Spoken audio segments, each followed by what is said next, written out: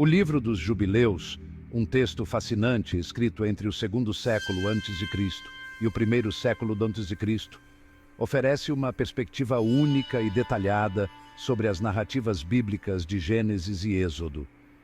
Este livro, também conhecido como Pequeno Gênesis, é uma reinterpretação que busca esclarecer e expandir as histórias originais. Escrito durante um período de significativas mudanças culturais e religiosas, Jubileus procura reafirmar o significado eterno da aliança entre Deus e Israel. Este período foi marcado por conflitos e transformações, e o texto reflete uma tentativa de preservar a identidade e as tradições em meio a essas mudanças. Faz isso recontando histórias familiares, com detalhes e interpretações adicionais, enfatizando o envolvimento direto de Deus na vida dos patriarcas e dos israelitas. As narrativas são enriquecidas com novos elementos que destacam a providência divina e a importância da obediência às leis divinas. Jubileus se apresenta como uma revelação dada a Moisés por um anjo no Monte Sinai. Esta revelação angelical é descrita como um evento monumental que oferece uma visão mais profunda e abrangente da Torá. Esta revelação expande a Torá, fornecendo um relato mais elaborado dos eventos e destacando a importância de observar a lei, particularmente o sábado, os festivais e as regulamentações alimentares. A observância rigorosa dessas práticas é vista como essencial para manter a aliança com Deus. A estrutura do livro é baseada em um sistema de jubileus, ou ciclos de 49 anos, que enfatiza a natureza cíclica do tempo e a aliança eterna entre Deus e seu povo escolhido. Este sistema de tempo reflete uma visão ordenada e sagrada da história. O livro dos Jubileus fornece informações valiosas sobre o clima religioso e cultural do judaísmo do Segundo Templo. Ele oferece uma janela para as práticas e crenças que moldaram a vida religiosa durante este período crucial. Ele reflete uma preocupação em manter a identidade judaica e resistir à assimilação à cultura helenística. A resistência à influência externa é um tema central, destacando a luta pela preservação da fé e das tradições. A ênfase do livro na lei divina e na observância estrita reflete um desejo de preservar o caráter distintivo da tradição judaica. A adesão às leis é vista como um ato de fidelidade e devoção a Deus. Ao explorar o relato de Jubileus sobre o Êxodo e a aliança do Sinai, obtemos uma compreensão mais profunda da importância desses eventos na formação da identidade e crença judaicas. Estes eventos são apresentados como pilares fundamentais que sustentam a fé e a prática religiosa. O livro dos Jubileus pinta um quadro vívido do sofrimento dos israelitas no Egito. Séculos após a chegada de José, um novo faraó surgiu que nada sabia das contribuições de José para o Egito. Este faraó submeteu os israelitas a trabalhos árduos, forçando-os a construir cidades e trabalhar nos campos. Os egípcios oprimiam os israelitas implacavelmente, tratando-os como escravos em vez de seres humanos. Apesar de nossas dificuldades, continuamos a nos multiplicar, cumprindo a promessa de Deus a Abraão.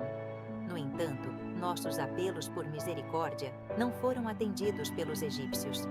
Faraó até ordenou que as parteiras hebreias matassem todos os bebês do sexo masculino ao nascer, na esperança de conter o crescimento de nossa população.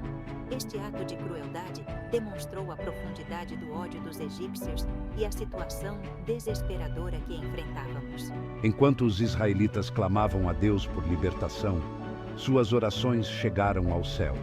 Deus ouviu seus gritos e se lembrou de sua aliança com Abraão, Isaque e Jacó. Ele prometeu libertá-los da escravidão e conduzi-los a uma terra onde manava leite e mel. Esta promessa forneceu um vislumbre de esperança em meio ao sofrimento dos israelitas, lembrando-os de que Deus não os havia esquecido. O livro dos Jubileus fornece um relato detalhado da vida de Moisés, destacando seu papel único como libertador escolhido por Deus. Nascido durante um período de grande perigo para os israelitas, Moisés foi milagrosamente salvo do decreto de Faraó de matar todos os meninos hebreus. Sua mãe o colocou em um cesto e o deixou à deriva no Nilo, onde foi encontrado pela filha do Faraó e criado como um príncipe egípcio. Apesar de minha educação privilegiada, nunca esqueci minha herança hebraica. Quando eu tinha 40 anos, testemunhei um feitor egípcio espancando um escravo hebreu. Cheio de justa ira, matei o egípcio e fugi para Midian para escapar da fúria de Faraó. Em Midian, casei-me com Zípora, filha de um sacerdote, e vivi uma vida simples como pastor. Após 40 anos em Midian, Moisés recebeu seu chamado divino. Enquanto cuidava de seu rebanho, ele se deparou com uma visão notável. Uma sarça que estava envolta em chamas, mas não queimava. Quando Moisés se aproximou da sarça ardente, Deus falou com ele, revelando seu plano de libertar os israelitas do Egito. Deus nomeou Moisés como seu profeta e líder, confiando-lhe a missão de libertar seu povo. O livro dos Jubileus relata as 10 pragas que Deus infligiu ao Egito como uma demonstração de seu poder e um julgamento contra a recusa teimosa de Faraó em libertar os israelitas. Essas pragas não foram apenas eventos naturais, mas sinais divinos que mostravam a supremacia de Deus sobre todas as coisas. Cada praga representava um ataque direto aos deuses dos egípcios e uma ruptura da ordem natural. Os egípcios viam seus deuses como protetores da ordem e da harmonia, mas as pragas mostraram a fragilidade dessas crenças. Não deixarei os israelitas irem. Eu sou o Faraó, e minha palavra é lei. Quem é este Deus para que eu lhe obedeça? Eu sou o governante supremo do Egito. O Nilo, fonte de vida e fertilidade, se transformou em sangue. Este rio, que era adorado como um deus, tornou-se um símbolo de morte e destruição. Nuvens de rãs, piolhos e moscas infestaram a terra, trazendo doenças e desconforto. A vida cotidiana dos egípcios foi virada de cabeça para baixo. As pragas aumentaram em severidade, afligindo os egípcios com pestilência, úlceras e chuvas de granizo devastadoras. Cada nova praga era um golpe mais duro que o anterior. A praga de gafanhotos devorou toda a planta verde na terra, enquanto uma escuridão espessa envolveu a terra por 3 dias. A escuridão era tão densa que podia ser sentida. Finalmente, a 10ª e mais devastadora praga aconteceu. A morte dos primogênitos, um julgamento que não poupou nenhuma casa egípcia, incluindo o próprio filho de Faraó. Este foi o golpe final que quebrou a resistência do Faraó. Meu filho, meu herdeiro, se foi. Como isso pôde acontecer? Ao longo das pragas, Faraó permaneceu obstinado, endurecendo seu coração contra as exigências de Deus. Ele se recusava a ceder, mesmo diante de tanto sofrimento. Ele se recusou a reconhecer o Deus de Israel como o único Deus verdadeiro, agarrando-se às falsas promessas de suas próprias divindades. Sua fé nos deuses egípcios era inabalável, ou assim ele pensava. A cada praga, a determinação de Faraó vacilava, mas ele finalmente se recusou a se humilhar diante do Todo-Poderoso. Sua teimosia era sua ruína. Somente após a morte de seu primogênito, Faraó finalmente cedeu, permitindo que os israelitas partissem do Egito. A dor da perda foi insuportável. Vão, saiam do Egito e levem seu povo com vocês. Mas abençoem-me também, que o Deus de vocês tenha misericórdia de mim. O livro dos Jubileus enfatiza o significado da festa da Páscoa como uma lembrança perpétua da libertação de Deus do Egito. Este evento é um dos pilares da fé judaica, simbolizando a intervenção divina e a promessa de liberdade. Na véspera de seu êxodo, os israelitas foram ordenados a sacrificar um cordeiro sem defeito e marcar seus umbrais com seu sangue. Este ato de obediência era crucial para a proteção de suas famílias.